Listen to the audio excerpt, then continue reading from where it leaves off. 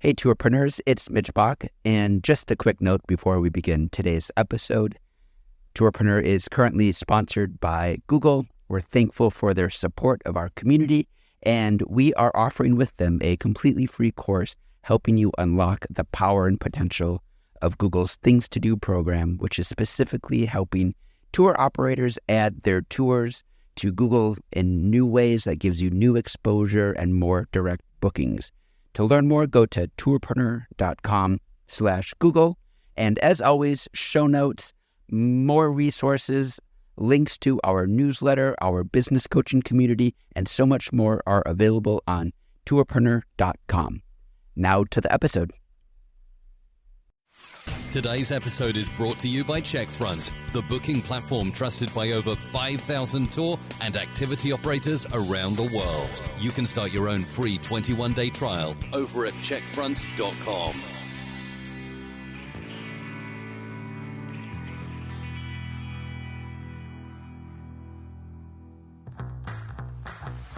Welcome to the Tourpreneur Podcast. Travel industry veteran Shane Whaley will take you on a journey with fellow tourpreneurs, sharing their tips, ideas, insights, and success stories to inspire you to make your tour business the best it can be. And now, please welcome your host, Shane.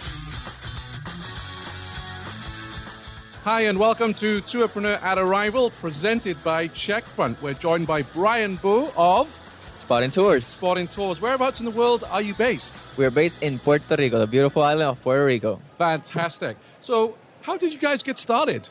So actually, we started on a not traditional way. My background is in engineering, so I started with an app for cool spots to visit in Puerto Rico. That was our initial product. We launched in 2017. Then came Hurricane Maria. That didn't go well, so we changed the model. We did a big crossover to experiences in those spots that we had in the app. So now we are a full experience platform. Right, so full experience. How did you know there would be a demand for this kind of activity and experience? So that's the research that we got from the app. So one thing led to another. When we had that app, they had people visiting. It's like we would get so much as like, hey, do you have somebody that can take me to this place? Because we have like a focus on like nature spots, those secret gems in the island that you don't know how to get to. Yeah. So it's like people would, instead of say how to get there, they would ask us to take there. So it's like, well, there's a market for that. And here we are. Fantastic. What do you find the most rewarding about working in the tour and experiences business? So nature is my office. Working with people every day, it's challenging, but it's so rewarding at the same time. And my hobby all my life has been adventure. So I get to do that for a living. I can ask for better things. Fantastic. What would you say is the biggest challenge your business has had to overcome? So I'd say in Puerto Rico, we are a small market. We are not like that travel destination that everyone is looking to go to. But once they do come, they are always like just mind blown. So that challenge of just getting people into Puerto Rico, it's a challenge because once they're there, we just take over. And how much of your business is the cruise market? Because I know quite a lot of cruises stop off in Puerto Rico, So right? in the market at the island, the cruise market is pretty big. Yeah. For us, since we are an adventure operator, that's not like niche for it. Yeah. So we tend to work more with OTAs and like the more traditional places. Right. So how long is your average tour, would you say? We usually expand to 7 to 8 hours. Yeah. So it's kind of a break for the cruises. I'm being very selfish because I'm on a cruise in January and we stop at Puerto Rico. So, but I don't think we're there that long. So I think that's the challenge, right? Exactly. I think maybe it's You 8 hit it hours right in or the mark. something. And absolutely. What's the best thing that's happened to you since you started working in tours? The change of life. Like I said, my background is engineering, so I'm used to the office. I'm used to the equations, doing coding all day. So just actually being in the outdoors, doing what I love, making a change for my island. That's something that I did not expect. With my company, I can actually expand and actually hit the economy right directly. I cannot say that before. Yeah. So I can work with something that I love, but at the same time, I can actually help my local economy. And that's like the best of both worlds. It's a wonderful feeling, isn't it? It's something else. When you see how many jobs are created, I'm not sure the numbers in Puerto Rico, but through tourism. Yes, and like it's everywhere. Like the guides that we have now, the local stores, restaurants that we impact. It's just amazing. Take a day off from answering emails, telling your team what to get ready, or manually entering info across sales channels. Actually, take many, because Checkfront will help manage your bookings. Guests book and pay however they want. Your team has the tools they need to operate smoothly, and your calendar always stays up to date. Now, what will you do with all that extra time? Checkfront. One booking platform, limitless possibilities. Find out more at checkfront.com. What does your distribution mix look like? So the percentage of your business that's OTAs, direct, etc. How does that look like for you? So right now, easily we're in the 70 to 72% on OTAs. Yeah. The resting 28-30% comes from social media or like traditional word of mouth channels. Sure. And is there one OTA in particular that's very strong for you? Or Tour and Airbnb experiences. Yeah. Those are the big ones for us. And in terms of online booking, so direct, which booking platform do you use? So we are using Adventure Bucket List. Adventure? Bucket List. Okay. They're based in Canada. Yeah. Really good guys. I need to read up on them. You see, there's so many. There's 160 plus. I know. So I need to read up on those guys. I'm not familiar with it. Really So cool guys. We are 4 minutes into Arrival, and already I've learned something new. What do you like about working with that platform? Well, the service is super customizable. I know the guys one-on-one, so if I have something, just go directly to them. If I need something, they just make it up on the moment. So it's a service that's way higher than the other platforms. So that's what I love. Yeah, absolutely. And how do you stay up to date with, the great thing, and I guess it's also a headache in the tour industry, travel industry, it's so many changes, so many things happening. That's what makes it exciting. But how do you stay up to date with all the new trends? So, of course, attending to Arrival is a good one. Yes. That's a must. But doing things like that, just trade shows, being on site on everything online, OTAs are not gonna stop.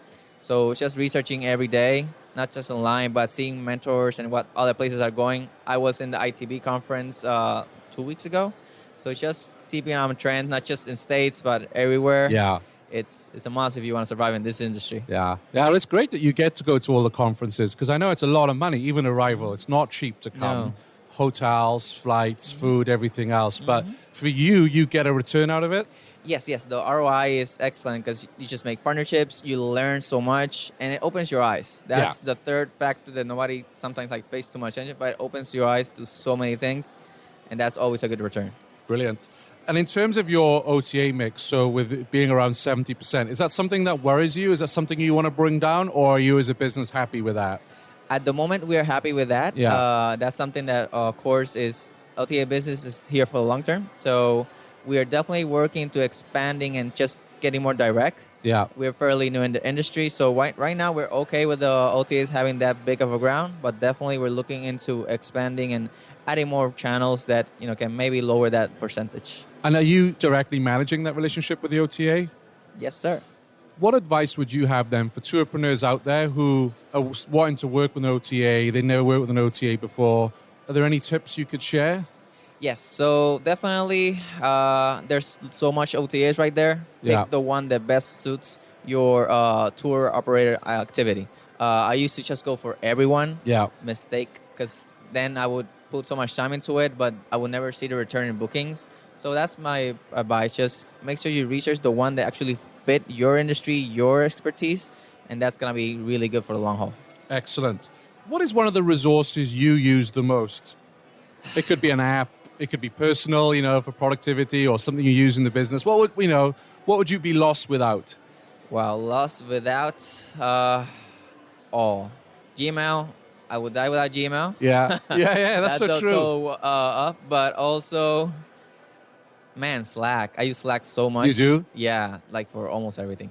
What's the benefit of using Slack? So I just coordinate myself through Slack. At the point I stop using it, it always goes bananas. So just the coordination in it just helps so much. Brilliant. What's one thing you would say people don't realize about running your own tour business? Oh God, the work. Yeah. Actually, the customer experience. Yeah. Sometimes gets lost so much, and the difficulty of actually just making it. It's a service industry, and it's changing all the time.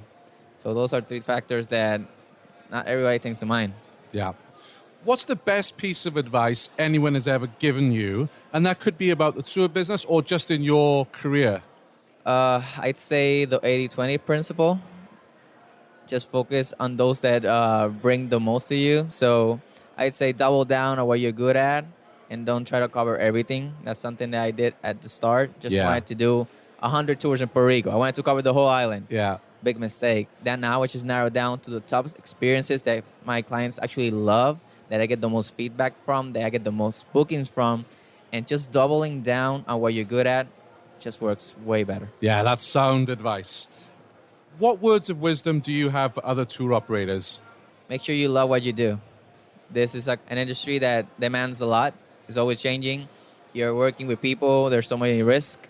But at the end of the day, if you love it, it's all worth it. Fantastic. Bryan, thank you for joining Tourpreneur at Arrival, presented by Checkfront. Awesome. Thanks for listening to the Tourpreneur podcast. Be sure to visit tourpreneur.com to join the conversation and access the show notes, including links to the resources mentioned on today's episode. This is Tourpreneur.